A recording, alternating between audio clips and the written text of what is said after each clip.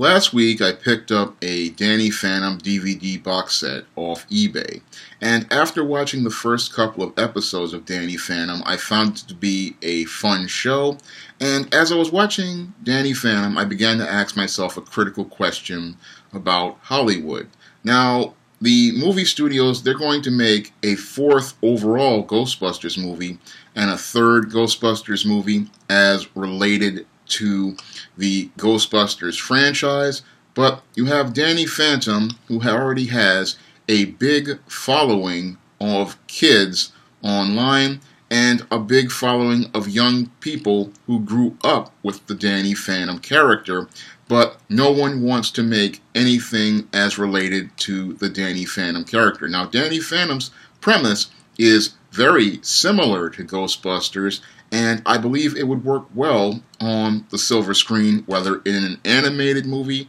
that gives viewers a satisfactory close to the character's story,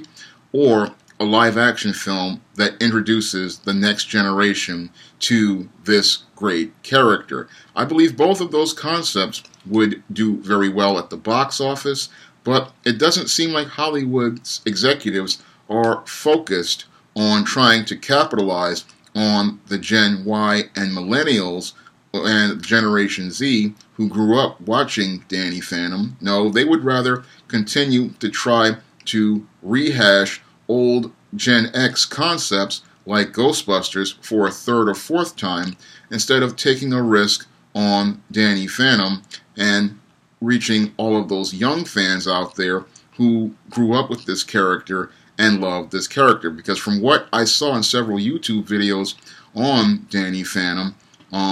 Butch Hartman, the creator of Danny Phantom, wanted to do a fourth season. Unfortunately, Nickelodeon didn't want to do any more episodes even because it met the 52 episode quota. And they didn't want to do the episodes in spite of this character being at the height of his popularity and seeming about ready to break through to become the next Power Rangers, or, ironically, the next Ghostbusters. So for me, I look at what they did with Danny Phantom, and it shows me how some Gen Xers are stuck in the past and how they can't see the big picture as related to the future. Yes, I love myself some He-Man, Transformers, Thundercats, Voltron, and Teenage Mutant Ninja Turtles, but I also understand that the kids who grew up after me, they have a right to see their favorite characters like Gargoyles or characters that were reimagined like the Batman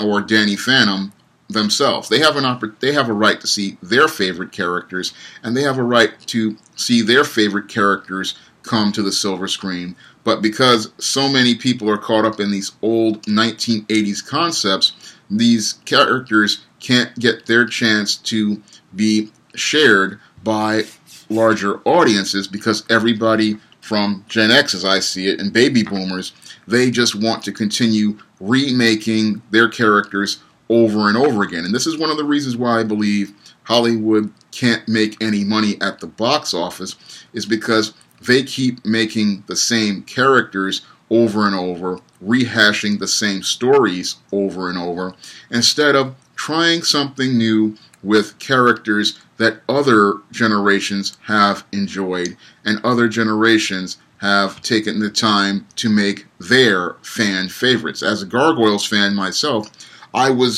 get really annoyed because this was one of the best cartoons Disney ever made, and it never really got any sort of support. Gargoyles had a big fan following, and still they're doing conventions with Gargoyles in the same way we have Danny Phantom fans out here. They're out there and they love this character, and we want to see our characters come to the screen and get an opportunity with a movie, or in some cases, like in the case of Danny Phantom, I believe that they would make a lot of money if they did a real satisfactory finale, because again, people wanted to see this character one more time. They wanted to see it in a bigger, expanded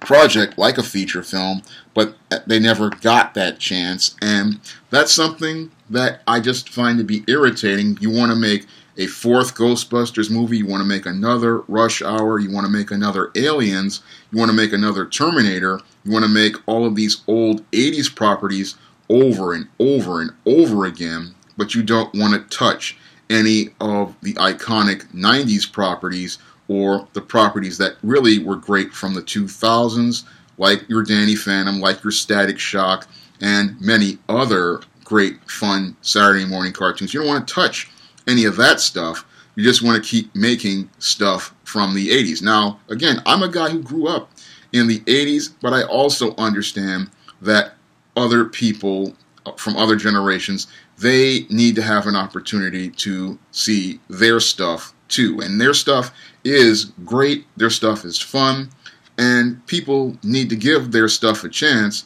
and not just think everything is all about the 80s, because everything wasn't all about the 80s as I see it. When I see great stuff, I want to share it with other people, and I want other people to enjoy it. And I would love to see somebody start talking about making some movies out of some of these 90s properties, these 2000s properties, and 2010s properties, because those kids from those generations, one of the reasons why they are not going to the movies, one of the reasons why they are tuning out, is because they don't see themselves on the silver screen, they don't see their experiences on the silver screen, they don't see their stories being told on the silver screen, and that's something that Hollywood isn't thinking about, because Hollywood, as I see it these days, has tunnel vision, and we have all these old people still trying to bring back their old favorites and not thinking about the favorites of the past generation.